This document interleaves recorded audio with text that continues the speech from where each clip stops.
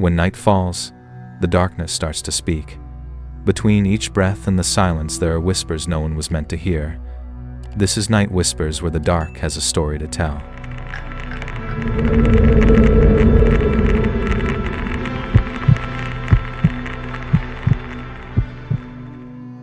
That summer had only been underway for a few weeks. I had just graduated high school, and for the first time in my life, I didn't have to worry about school or work. The sense of freedom made each day feel light and effortless.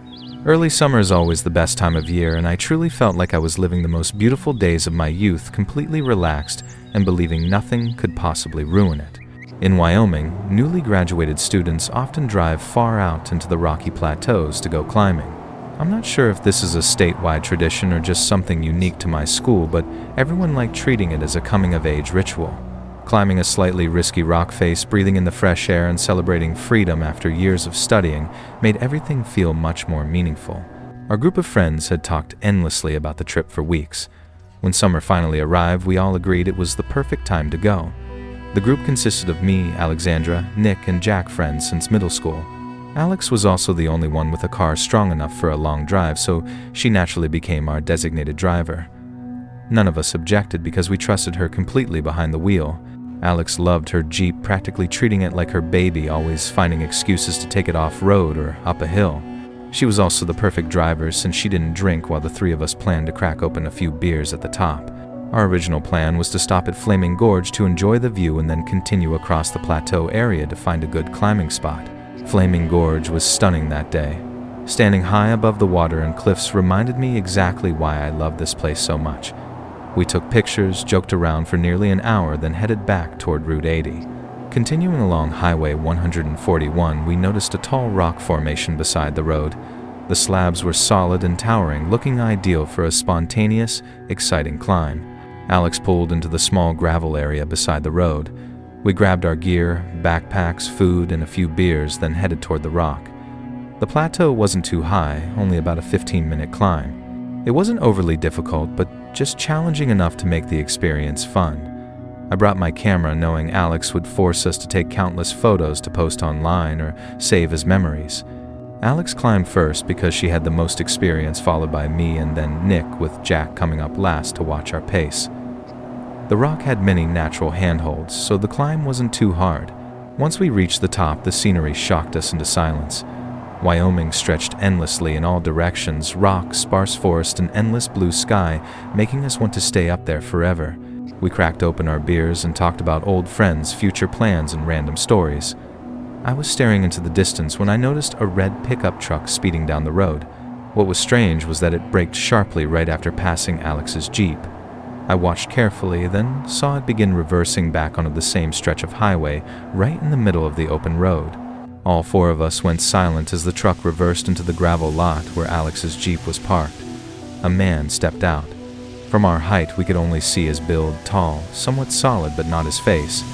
At first, we thought he might just want to hike or rest, but only a few seconds later, his behavior made that assumption disappear instantly. The man walked around the Jeep, pressing his face against the windows, trying each door handle. It was obvious he was checking whether the car was locked. Nick lost patience and shouted, "Hey," from above. The echo startled the man. He looked around, trying to locate the sound. A few seconds later, he finally spotted us standing on the plateau. Strangely, he waved at us. That made us think he would leave. But no, he continued wandering around Alex's Jeep as if nothing we said mattered. Jack grew impatient and yelled a threat, saying we were armed. I immediately knew that was a terrible idea because we clearly had nothing to defend ourselves with if things went wrong. The man looked up and replied with a sentence that chilled me instantly, "So am I, kid." He raised something and waved it, and though we were far away, the gesture made it obvious it was a gun.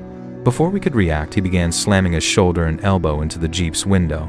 The dull, brutal thuds echoed all the way up to where we stood. Alex panicked and shouted for him to get away from her car. We all yelled too as we rushed down the rock. I had never climbed so fast in my life.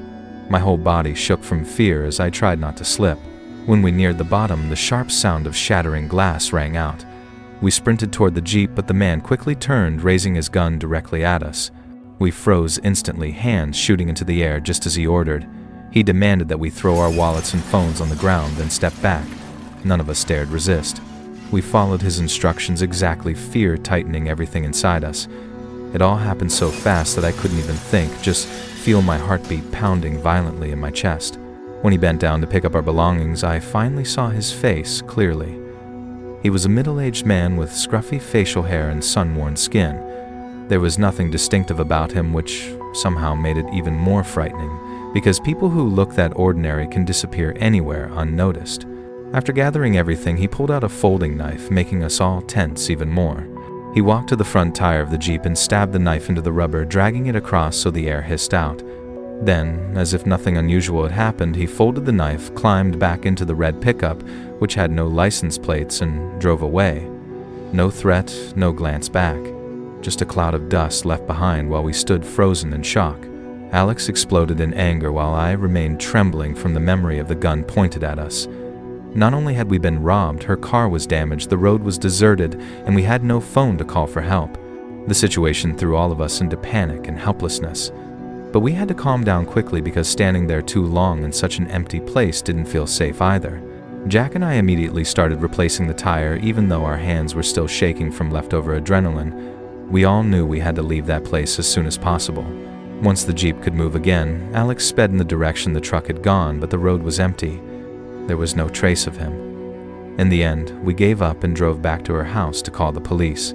As soon as we arrived, we used her home phone to call the authorities. Alex explained every detail: the man, the truck, the gun, and the entire incident. But without a license plate, cameras, or witnesses besides us, the police could only file a report and promise to monitor the area. We instantly realized the chances of recovering anything or identifying the suspect were nearly zero. From that day until now, we've never heard any updates. He was never caught, as far as we know. He's probably still wandering somewhere doing the same thing to other unlucky people. What haunted us wasn't just the robbery, but his boldness and complete lack of hesitation doing something so dangerous in a deserted place without fear. A day that should have been one of our best summer memories became something horrifying. For months afterward, none of us dared visit remote places again. As for me, the memory of a stranger pointing a gun at me remains vividly clear. Just a few minutes were enough to turn a joyful adventure into a nightmare. Even though time has passed, I know that moment will always be one of the memories that sends chills down my spine whenever I think about it. My name is Sophia, and this happened 3 years ago when I had just turned 19. That summer, my brother Luke and I set off on a cross-country trip from California back to New Jersey. After 4 years of college, he had accumulated an entire apartment's worth of belongings. From books and electronics to furniture, there was no way he could bring all of it on a plane. Still, the real reason wasn't just about transporting things. To me, driving across the country felt like the perfect summer vacation. We wanted to take the most beautiful route passing through the southern states to visit Zion, the Grand Canyon, and places Luke had studied in school. The road was longer, but the adventure felt far more meaningful. Luke insisted on renting a U-Haul instead of selling his things or shipping them. As a fresh graduate, he wanted to save every dollar. The U-Haul wasn't huge, but it was big enough to make me feel like we were driving a small moving truck across the continent. Clunky as it was, it made the journey feel like a rite of passage for the two of us. Before we left, our parents in nearly every travel forum we checked repeated the same warning: be careful when passing through New Mexico. Not the entire state was dangerous, but there were many stories of scams targeting travelers, crime in small desert towns, and strange situations in remote areas where everything felt unpredictable. My dad specifically told us only to stop in New Mexico if absolutely necessary, and if we had to, we should only use major gas stations right off the highway. Luke and I agreed we wouldn't need to stop at all. Our perfect plan was to fill up in Arizona, drive straight through New Mexico, and only stop again once we reached Texas. The first part of our trip was fantastic. We enjoyed the breathtaking views of Zion and the Grand Canyon, then drove through Arizona in warm golden light. But everything shifted when the U-Haul began burning fuel faster than expected. The gas gauge dropped rapidly, and our confidence faded along with the needle approaching empty. Looking back, thinking we could cross an entire state without refueling was naive. When the GPS showed the nearest gas station was over 60 kilometers away, the needle was already below a quarter tank. Luke grew worried, and I tried not to breathe too loudly. Eventually, we had to accept reality. A small town lay about 16 kilometers ahead. Even though we didn't want to stop, running out of gas in the desert was far worse. So Luke turned into the town. It was so small I doubted the population reached a few hundred. The air felt strangely still, as if everyone was hiding indoors even though the weather wasn't particularly hot. The unnerving quietness made me uneasy the moment we drove in. The gas station was simple, just a few pumps and a tiny convenience store. As Luke filled the tank, I noticed several locals staring at us. Not aggressively, but long enough to be uncomfortable. One man leaned against the store wall, smoking, his eyes locked on me the entire time. The longer I stood there, the tighter the knot in my stomach grew. I told myself it was simply because we looked out of place with the California U-Haul. When the tank was full, I tried to navigate us back to the highway. From certain angles, we could see the interstate clearly, but the moment we turned onto a road, it curved unexpectedly, dead-ended, or looped back into neighborhoods. The more we tried to leave, the deeper we went. Everything became unsettling. The GPS lost signal repeatedly, and when it did connect, it guided us down roads that no longer existed or were blocked. We circled the same few streets over and over, unable to escape. It felt as if the town itself was trapping us. What started as mild discomfort slowly grew into a heavy, creeping dread. After nearly 20 minutes of this, Luke decided to return to the gas station to ask for directions. I begged him not to, but he snapped that we were stuck exactly where our parents warned us about. As he went inside, I sat in the U-Haul trying to calm my nerves. When Luke came back out, the expression on his face told me something was very wrong. He said the clerk gave him bizarre directions, telling us to drive 27 kilometers in the opposite direction of the highway down desert back roads before looping back around to an on-ramp. I stared at him in disbelief. Why would we go so far when the highway was practically visible? Worse, the man had asked too many unnecessary questions about our trip. Luke didn't hesitate. I don't trust him. We need to get out of here now. He pulled away without another word. When we reached a quieter street, he parked to regain his composure and checked the map again. The GPS was still useless, the signal weak, and my heart pounded harder with each passing second. Something terrible felt dangerously close. Just then, a dusty pickup truck pulled up beside us. My stomach dropped. The driver rolled down his window and asked if we were lost or having car trouble. Luke stared at him for several seconds, trying to determine if he was trustworthy or another danger in this strange place. My pulse hammered in my ears. I sat frozen, breath ragged. Had I been alone, I would have panicked. Luke said we were looking for the highway and mentioned the clerk's directions. The man's face changed immediately. He asked if Luke was crazy, then insisted we absolutely should not follow those instructions, claiming that path led into a remote area rumored to be a hotspot for drug traffickers. He hurriedly told us about a small, almost invisible turnoff we should take instead. He added that we were lucky we hadn't already been robbed, considering how conspicuous a U-Haul made us. Then he drove away before we could thank him. Luke and I exchanged a glance, then immediately followed the route the stranger had given us. About a mile outside the town, we found the gravel road he mentioned. It was narrow, easy to overlook, and nothing like a highway entrance. Nevertheless, we took it. The path twisted, dusty, and uneven, and didn't resemble a major road at all. But after several minutes, it suddenly opened onto a quiet on-ramp that merged directly with the interstate. We both exhaled in relief as the U-Haul rolled back onto the open highway. It felt like escaping an invisible net that had been closing around us. Neither of us spoke for several minutes. We simply drove, letting the miles put distance between us and that unsettling place. Even without speaking, we both understood how narrowly we had escaped. Once the tension eased, Luke admitted he never trusted the clerk. The man talked too much about a single route, questioned us too insistently, and seemed far too invested in the idea of sending us away from the highway. If we hadn't met the pickup truck driver, we might have driven straight into the middle of nowhere, maybe worse. As we continued driving, I realized my entire body was still taut with fear. That town didn't feel normal. Seeing the highway but being unable to reach it, looping endlessly through dead ends, the dead GPS, the staring locals, all of it felt like a maze built to confuse outsiders. It didn't feel accidental. It felt intentional. Even after we had driven dozens of miles away, I didn't speak for a while.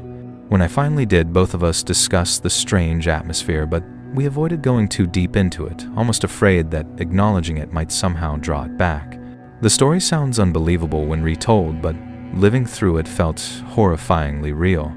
Later that night, in a safer, well-lit town, the full weight of what happened finally hit me.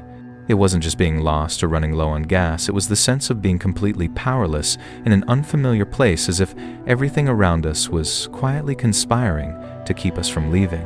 Luke said he had never felt such unease on any trip before. We both wondered what had really been happening in that town. Was it coincidence?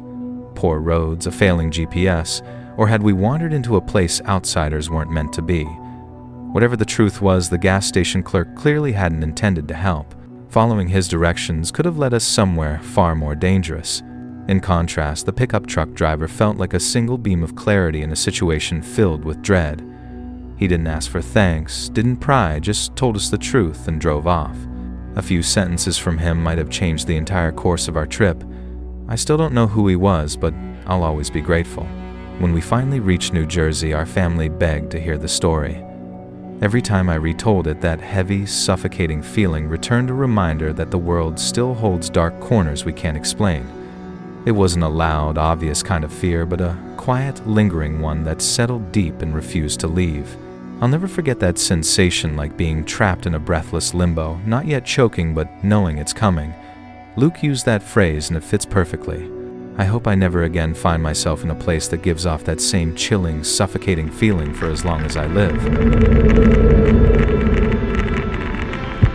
This happened 5 years ago, 5 summers ago to be exact. At the time I was dating a girl, let's call her PS. She had just graduated college while I had finished the year before. We're no longer together, but there's no bitterness at all. I don't regret that relationship one bit. Back then, we'd always talked about taking a Europe trip together once we were done with school.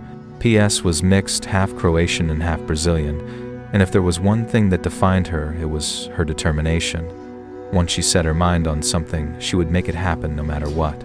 I always joked it was her Latin blood.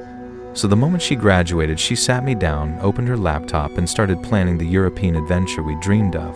The one huge problem was, we were both completely broke. If we wanted to travel, we'd have to do it on the cheapest possible budget.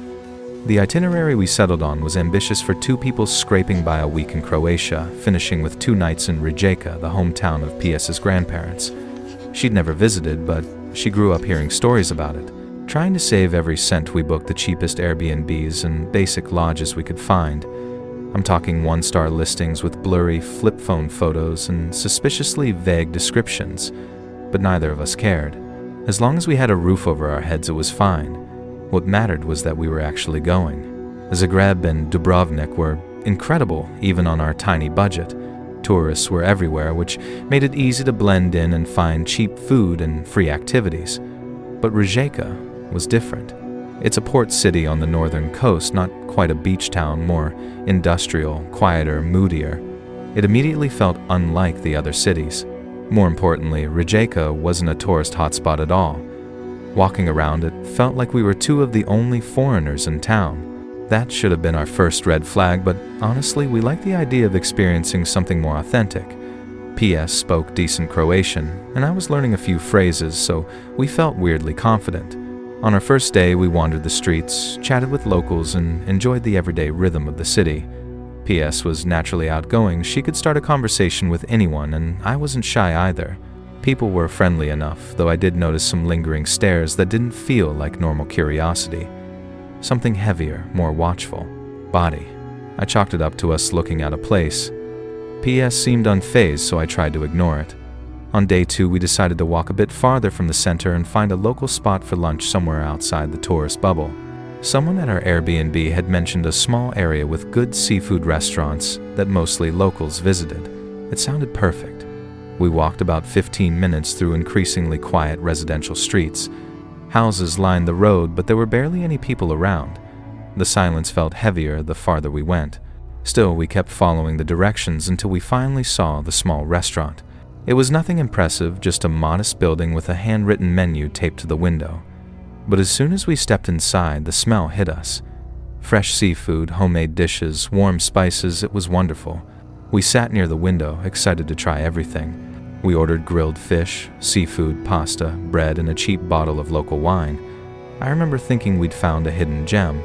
The food was incredibly good, way better than anything in touristy spots, and ridiculously affordable. For a while, everything felt perfect. In the middle of our meal, 5 men walked in and sat 2 tables away. They looked rough, the kind of men you'd instinctively avoid in a dark alley, but they didn't say anything to us. They ordered food and talked loudly among themselves. I didn't think much of it at first. I went back to eating and chatting with PS, annoyed only because of how loud they were talking. Then halfway through the meal, PS suddenly went silent. She stared past my shoulder toward the men. Her expression changed instantly from relaxed to alarmed. Before I could ask, she leaned in and whispered that we needed to leave. Right now. Her voice was deadly serious, and I knew she wasn't joking. PS wasn't someone who panicked over nothing. She understood the language.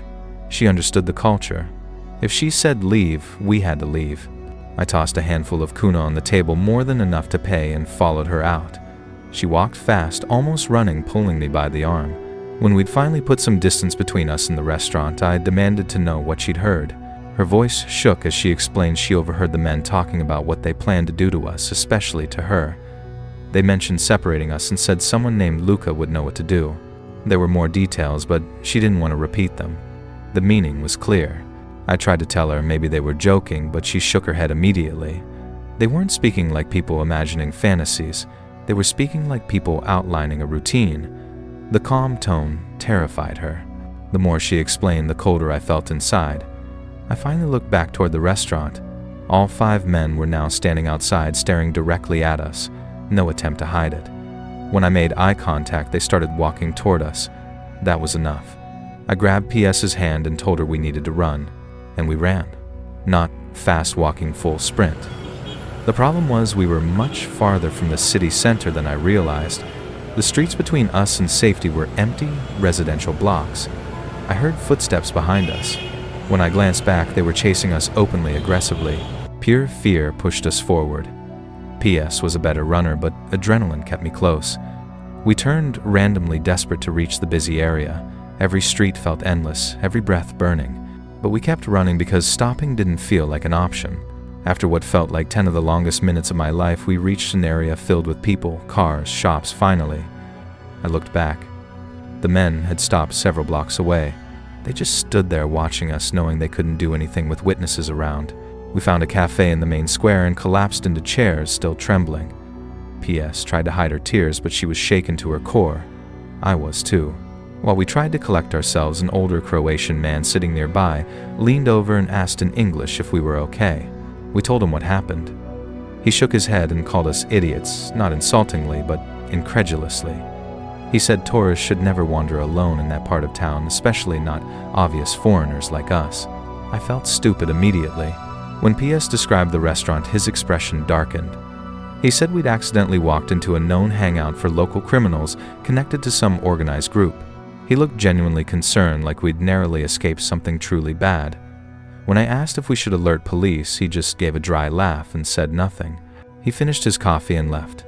We didn't stay much longer either. Once we'd calmed down a bit, we walked straight back to our Airbnb. The rest of our trip was ruined. We were too shaken to explore anymore. We only left the room to grab food from busy central areas.